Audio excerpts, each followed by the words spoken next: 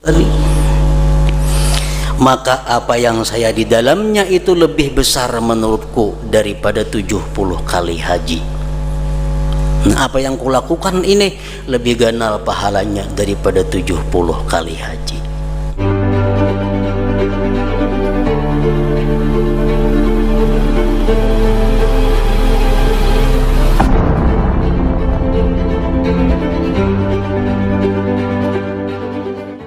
Nah, dalam mimpi itu si murid ini bertakun lawan gurunya, bagaimana kamu dapatkan amal-amal yang dilakukan di dalam dunia itu?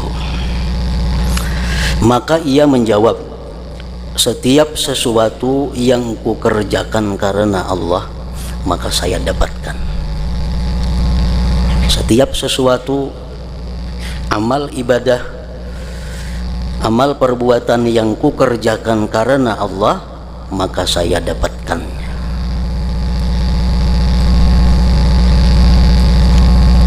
Sehingga biji delima yang kuambil dari suatu jalan,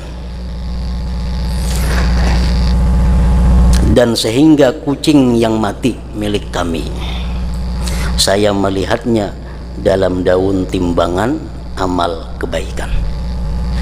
Pernah dahulu Sidin rupanya ada membuangi biji delima sebiji di jalan, dan itu mengganggu jalan orang, karena biji itu ada di tengah jalan, bisa terdangsar orang, bisa tak apa. Jadi dibuangi, disisihkan biji delima tadi. Maka Sidin dapati pahalanya itu ada di akhirat. Kucing Sidin mati, nah, kucing mati Sidin dapati juga pahalanya ada di akhirat. Artinya hal-hal yang sekecil itu akan terlihat di akhirat balasan apa yang dilakukan. Sesuai dengan firman Tuhan, "Faman ya'mal mithqala dzarratin khairan yarah wa may ya'mal mithqala dzarratin syarran yarah." Allah sudah menjelaskan, barang siapa yang beramal seberat biji sawi kebaikan, dia akan melihat ganjarannya di akhirat. Dan siapa yang beramal seberat biji sesawi tapi kejahatan, itu pun akan dia lihat balasannya di akhirat.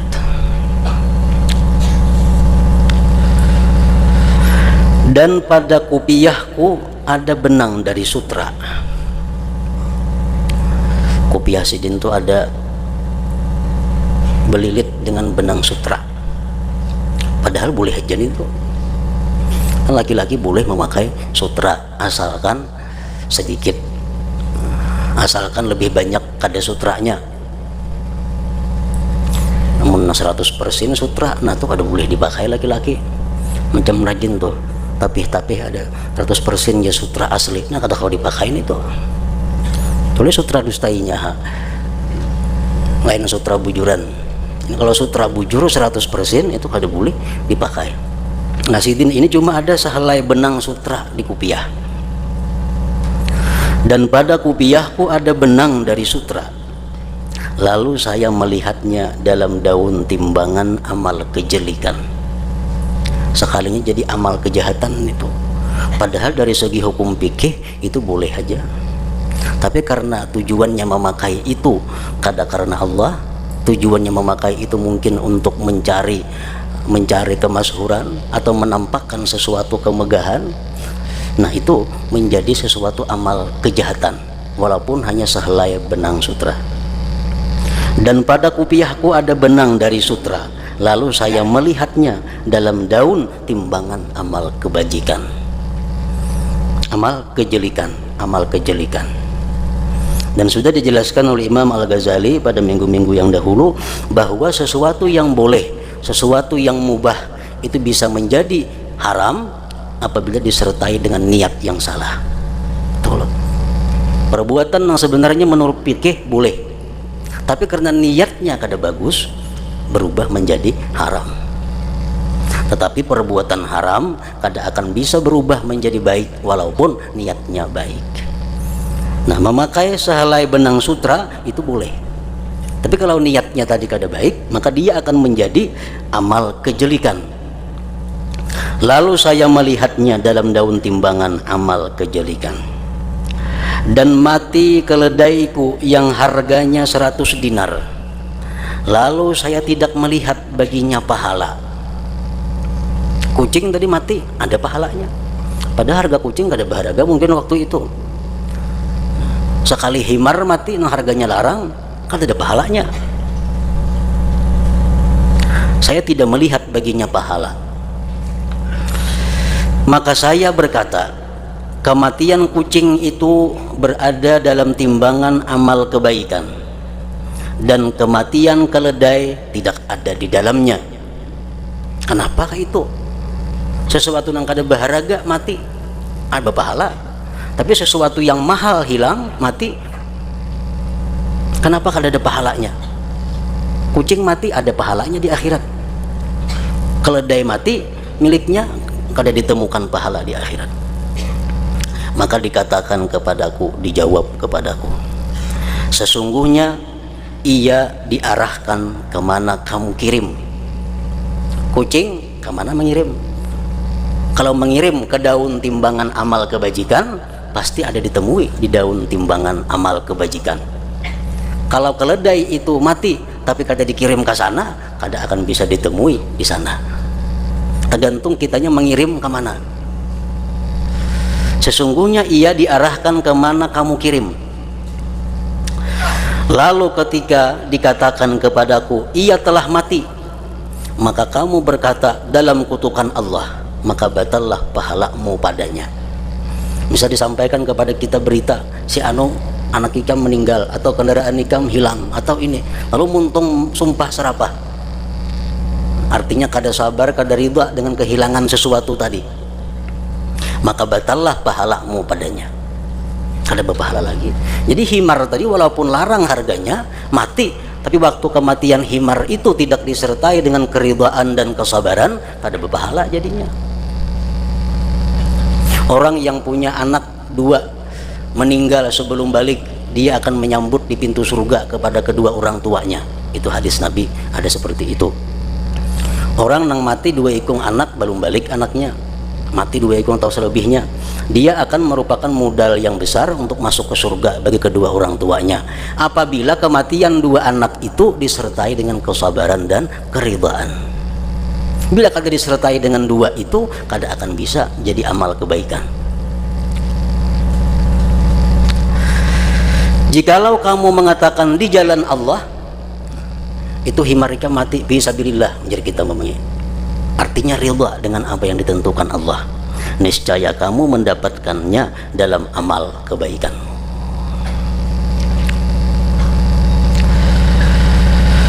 Dalam suatu riwayat ia berkata, dan saya pernah bersedekah dengan suatu sedekah di antara manusia, lalu pandangan mereka kepadaku menyenangkanku. Begitu bersedekah, ada orang melihat, timbul di hati senang, sedekah ini dilihat orang.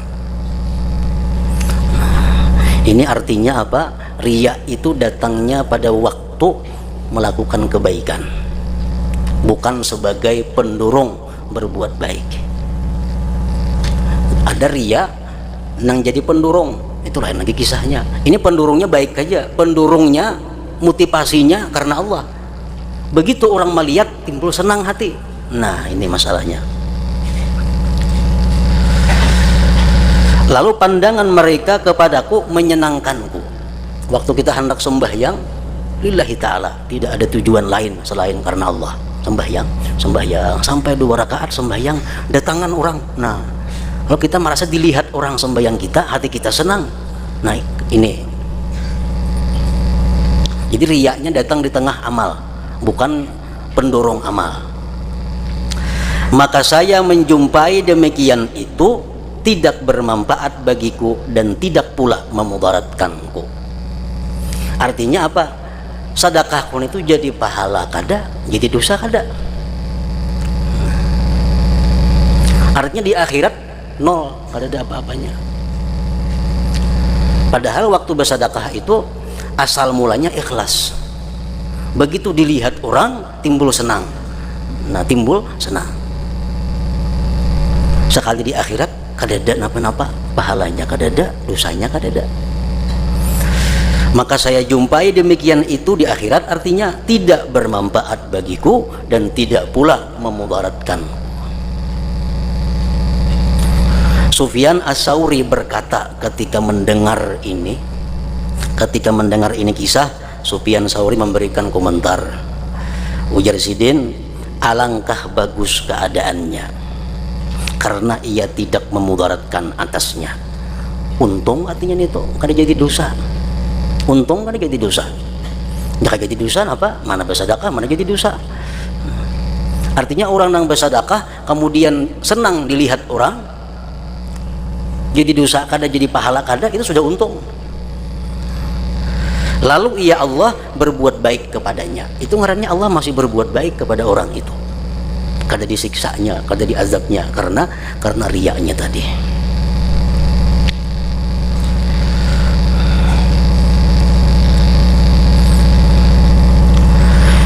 Yahya bin Mu'adz berkata, ikhlas itu dapat membedakan amal dari cacat-cacat, seperti membedakan air susu dari kotoran binatang dan darah.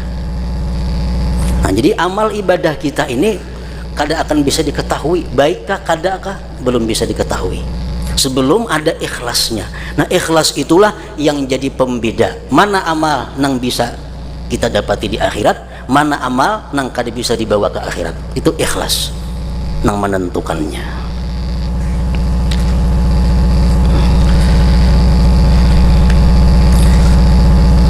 Dikatakan bahwa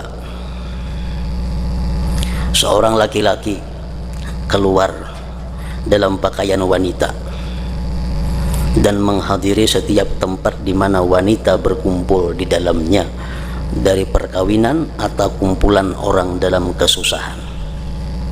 Ini si laki-laki ketujuh menyerbu bila ada kumpulan bebiniannya berpakaian kayak pakaian bini-bini. Kan di Arab tuh bercadar, jadi kada tahu pagelangan ganal kayak laki-laki kada tahu pang bercadar baju ganal. Jadi si laki-laki ini gawiannya kayak itu, bila orang berkumpulan bini-bini umpat pasang jo baju bini-bini bercadar, kada tahu pada laki-laki. Nah, gawian macam itu. Seorang laki-laki keluar dalam pakaian wanita dan menghadiri setiap tempat di mana wanita berkumpul di dalamnya, dari perkawinan atau kumpulan orang yang dalam kesusahan. Bila ada orang mati di sini, kelompok bebiniannya umpat untuk bebinian situ berkumpul. Lalu bertepatan bahwa ia pada suatu hari menghadiri tempat yang padanya tempat berkumpulnya wanita, lantas mutiara dicuri. Artinya ada orang kehilangan mutiara dalam kumpulan itu, misalnya 2-30 bini-bini, saya kong ingat tadi umpat di situ, lalu ribut, ada yang hilang mutiara. Kumpulan bini-bini itu ada yang kehilangan mutiara. Maka mereka berteriak agar tutuplah pintu, kunci lawang, sehingga kami memeriksa satu persatu. Nah, pajang ketahuan ini. Tutuplah pintu sehingga kami periksa. Maka mereka memeriksa satu demi satu, dicari di kantong, cari di sini, kalau ada menyimpan mutiara tadi, sehingga sampailah giliran kepada laki-laki tersebut dan seorang wanita bersamanya. Pak Ampihan, ada saya kong laki-laki, saya laki-laki tadi lawan saya kong bini-bini, ada giliran beluman lagi, tinggal berdua lagi yang belum diperiksa. Maka ia berdoa kepada Allah Ta'ala dengan ikhlas, namanya rebu tadi, berdoa seraya berkata, jika saya selamat daripada yang memalukan ini, maka saya tidak mengulangi kepada perbuatan seperti ini. Berdoa di situ dengan ikhlas karena Allah. Andai kata inya kada tasupani dalam masalah ini, inya ampih melakukan nangka itu, kan kada boleh berkumpul bini-bini itu, bergabung-gabungan itu. Maka mutiara ditemukan beserta wanita itu. Nah, sekalinya mutiaranya ada, kada jadi hilang. Maka tadi hilang mutiaranya, sekalinya ada mutiaranya. Lalu mereka berteriak agar melepaskan wanita merdeka itu, kami telah mendapatkan mutiara itu. Jadi selamat artinya daripada dipermalukan di tengah-tengah manusia. Artinya bahwa ikhlas itu bukan hanya menyelamatkan kita di akhirat, tapi juga ikhlas itu pun menyelamatkan kita dari kemaluan, dipermalukan di alam dunia ini. Ada seorang lagi yang macam ini, seorang laki-laki di dalam kantung gamisnya bawa botol isinya arak, botol arak, jalan sampai di tengah jalan bertemuan Sayyidina Umar. Waktu itu Sayyidina Khalifah Amirul Mukminin. Bertemuan Sayyidina Umar. Jadi Umar tuh kenapa digamis tuh Pina Barat tuh kenapa dibawa? Maka arak nih, kalau ketahuan ini dipukul bisa nih, bisa dihukum. Nah, laki-laki tadi berdoa kepada Allah dengan ikhlas, ya Allah, jadi akan arak ini banyu biasa. Dan ulun tubat kada hendak lagi minum arak. Kenapa lagi Sayyidina Umar dalam kantongan itu banyu putih, wahai Sayyidina Umar. Sini aku periksa, ya Sayyidina Umar. Periksa, sekalinya banyu putih bujur, hilang araknya kada ada lagi. Nah, selamatlah laki-laki tadi daripada penjara, daripada hukuman. Nah, karena doanya itu dengan ikhlas. Nah, jadi kita andai kata kita berdoa tuh seperti dalam keadaan seperti tadi, nah tentu doa kita akan dikabulkan oleh Allah Subhanahu wa taala.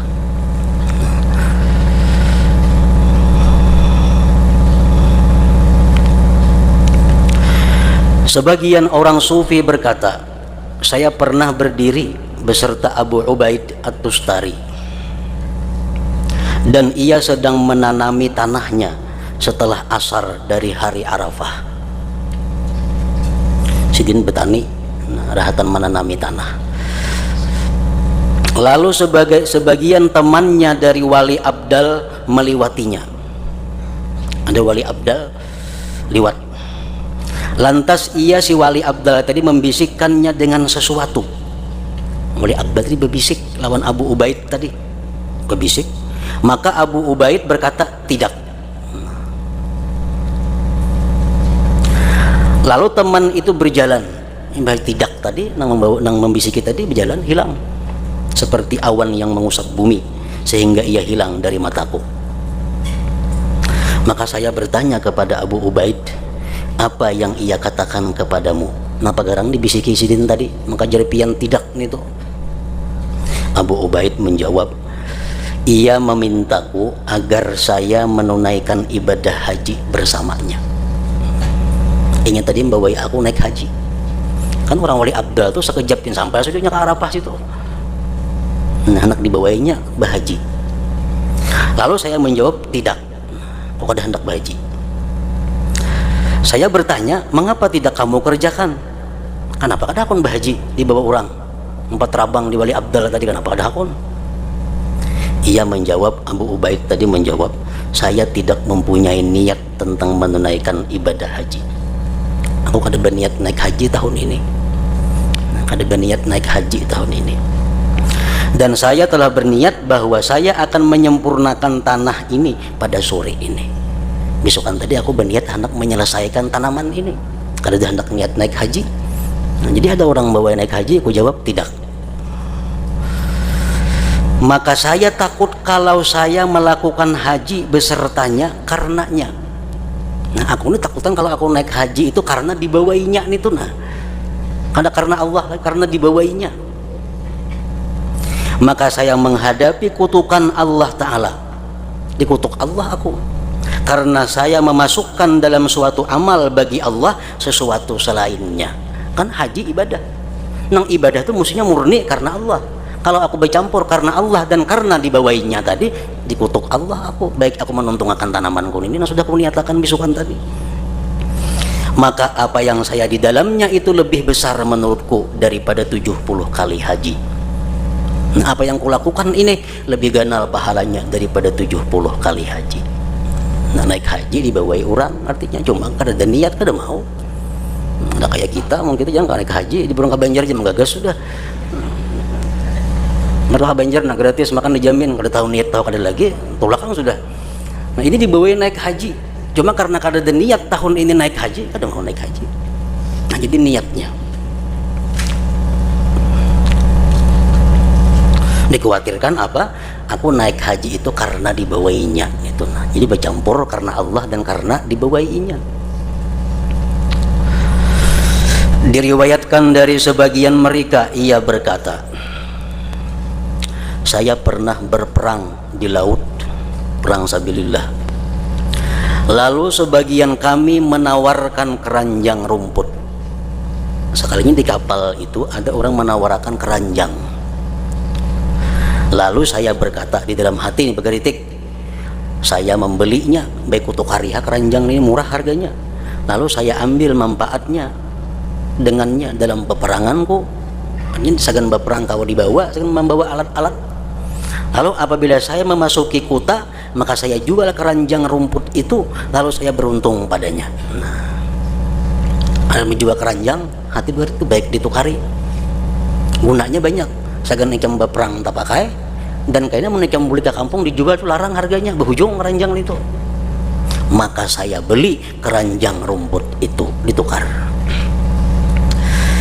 Maka saya melihat pada malam itu di waktu tidur bermimpi, seolah-olah dua orang datang turun dari langit. Lalu salah seorang berkata kepada temannya, tulislah orang-orang yang berperang itu. Yang turun di langit tadi ada berdua, menyuruh kawannya, catat siapa-siapa yang berperang ini orangnya. Lalu ia mendikte kepadanya, si fulan keluar, artinya berperang untuk bertamasa. Ini berperang sekaligus beremian. Si fulan keluar karena ria. Nah saya kemudian yang empat berperang supaya dinilai orang jagau, dinilai orang pahlawan kayaknya. Si fulan berperang untuk berdagang. Ini berperang sambil membawa jamu, membawa obat macam-macam, berjualan. Dan si fulan fisabilillah. Nah, ini fisabilillah, dicatat, ditulis. Kemudian ia memandang kepadaku dan ia berkata, nah, giliranku pulang nih, tulislah si fulan keluar untuk berdagang. Nah ini tulis, ini pedagang nih yang keluar nih. Maka saya berkata, Allah, Allah, tentang urusanku, saya tidak keluar untuk berdagang, aku berperang ini kada berdagang, dan tidak ada bersamaku suatu perdagangan yang dibawa ke dada, dan tidak ada bersamaku suatu perdagangan yang saya buat berdagang. Saya tidak keluar kecuali untuk berperang. Maka orang itu menjawab, kamu kemarin telah membeli keranjang rumput yang kamu maksudkan bahwa kamu beruntung padanya. Lalu saya menangis, sadar, dan saya berkata, janganlah kamu tulis aku pedagang. Maka ia memandang kepada temannya dan ia berkata, apa pendapatmu wahai kawan, tulis apa nih, pedagang kah, sabilillah kah? Temannya menjawab, tulislah si fulan keluar untuk berperang, hanya saja ia membeli di perjalanannya keranjang rumput agar ia beruntung padanya. Nah sehingga Allah Azza wa Jalla memutuskan padanya dengan apa yang dia lihat. Nah tulis jadi dulu, ini keluar fisabilillah di tengah jalan nukar keranjang tadi, kena Tuhan tasarah memutuskan kayak apa. Nah jadi kada kawan kayak itu kita masih belum tentu. Apalagi kita mulai kampung, misalnya kita naik ke haji, mulai kampung sudah niat dagangnya ada. Mulai kampung bawa jamu ini situ payo, membawa ini di Makkah payo, bakutak-kutak dibawa sudah. Itu sudah jelas mulai di benua. Ini di Makkahnya kayaknya, nah di Makkah melihat ada barang yang bagus, di kampung nih untung baik nukar sini, nah itu sudah jadi masalah. Sudah jadi masalah.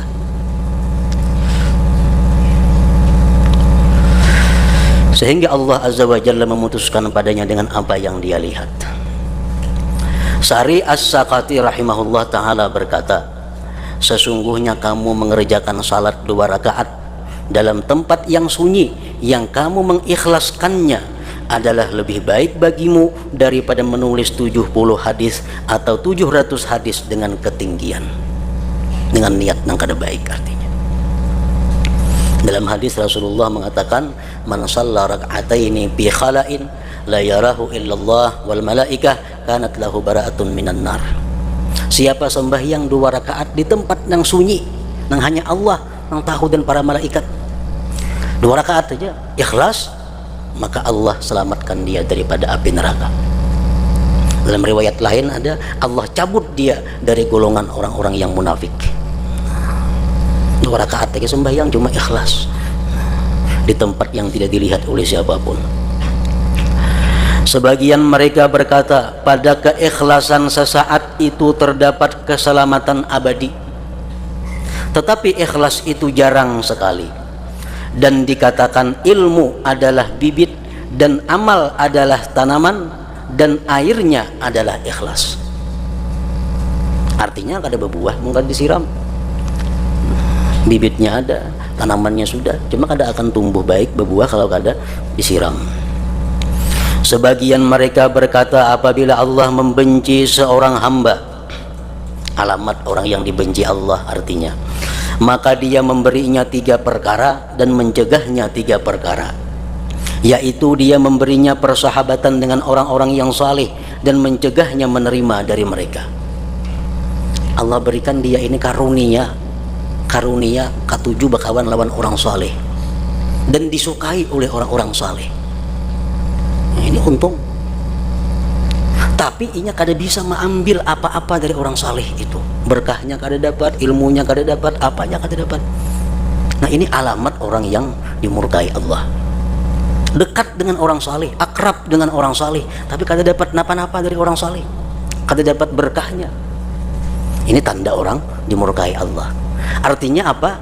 Orang saleh aja kawan inya kada dapat napa-napa, apalagi orang nang kada saleh. Orang saleh aja kawannya kada bisa membaiki kelakuannya, apalagi orang nang kada saleh. Mestinya berkawan tuh ada pengaruhnya, ada ini kada. Nah, itu alamat. Yang kedua, dan dia memberinya amal-amal saleh dan mencegahnya keikhlasan padanya. Bersedekah orang ini ketujuh, sembahyang malam ketujuh, semua ibadah ketujuh, tapi kada diberi Allah ikhlas. Nah, kada diberi Allah ikhlas, sama aja kada dapat napa-napa kena. Yang ketiga, dan dia memberinya hikmah dan mencegahnya sidik padanya. Ini diberi Allah ada ilmu-ilmu yang bagus, tapi kada jujur dalam penggunaan ilmu tersebut. As-Susi berkata, yang dikehendaki oleh Allah dari amal para makhluk adalah keikhlasan saja. Ikhlas itu yang dikehendaki Allah. Sembahyang itu orang kafir bisa sembahyang. Bazakat orang kafir banyak nang sosial pada orang Islam. Puasa orang kafir banyak nang tahan puasa 40 hari, siang malam ada bermakanan. Cuma orang kafir kada akan bisa ikhlas. Nah, ikhlas ini yang dikehendaki Allah dari sesuatu perbuatan kita. Al-Junaid berkata, sesungguhnya Allah mempunyai hamba-hamba yang berakal, maka manakala memikirkan mereka, mereka beramal, lalu manakala mereka beramal, mereka ikhlas. Mereka ikhlas. Maka keikhlasan mendorong mereka kepada pintu-pintu kebaikan semuanya. Muhammad bin Sa'id Al-Marwazi berkata, urusan itu seluruhnya kembali kepada 2 pokok. Ilmu nang macam apa aja ilmu, titiknya kembali kepada 2. Akhir perkaranya kembali kepada 2. Mengapa nang 2? Perbuatan darinya denganmu dan perbuatan darimu baginya. Itu aja intinya. Artinya sesuatu yang dari Allah kepada kita dan dari kita kepada Allah. Nah, 2 buting itu, Bang. Intinya tadi 2. 1 dari Allah kepada kita, yang kedua dari kita kepada Allah. Lalu kamu ridha apa yang telah diperbuat dan kamu ikhlas pada apa yang kamu perbuat. Yang dari Allah kepada kita, kita ridha. Yang dari kita kepada Allah, kita ikhlas. Nah, selamat sudah tuh. Mengapa kan dari Allah kepada kita ridha, dan dari kita ikhlas. Nang dari Allah kepada kita dalam 24 jam kada sunyi daripada 4 hal. Pasti ada 4 ini yang kita terima dari Allah. Pertama, nikmat. Itu kada boleh tidak, pasti ada. Setiap saat kita terima nikmat dari Allah. Yang kedua, bala. Bala pasti ada kita terima dalam kehidupan kita. Yang ketiga, khair, kebaikan, beribadah, taat. Yang keempat, syar, kejahatan. Nah, Allah memberikan kita 4 itu kepada kita. Nikmat, bala, baik, jahat. Terhadap yang 4 itu kita wajib ridha. Nikmat yang pertama, kesehatan umpamanya, itu nikmat. Kekayaan, nikmat. Nah, itu kita wajib ridha. wajib ridha pertama bil qadhi, dengan yang memutuskan. Allah artinya. Kita wajib ridha, kita menerima nikmat. Kita terima nikmat, kita wajib ridha dengan yang memutuskan, Allah. Kita wajib ridha bil qadha, dengan keputusan itu. Dan kita wajib ridha dengan yang diputuskan, taat tadi, nikmat tadi. Dan kita wajib syukur atas nikmat itu. Kalau kita diberi Tuhan duit umpamanya 10.000, kita wajib ridha dengan Allah selaku yang memutuskan. Kita wajib ridha dengan keputusan itu, dan kita wajib ridha dengan yang diputuskan, duit 10.000 tadi, dan kita wajib syukur dengan itu, duit 10.000. Nah, jadi bila kita dapat nikmat itu kita wajib 4. Satu, ridha dengan dengan Allah, ridha dengan keputusannya, ridha dengan yang diputuskannya, wajib mensyukurinya. Karena ini ketentuan nikmat. Yang kedua yang kita terima bala. Bala sesuatu yang kadang menyenangkan kita. Mengapa kadang-kadang menyenangkan kita? Bala, lampu aja bala. Makanya disuruh innalillah wa inna ilaihi raji'un. Karena kadang menyenangkan kita. Nah, kita dapat bala itu wajib 4. Pertama, wajib ridha dengan yang memutuskan, Allah. Kita wajib ridha dengan keputusan Allah itu.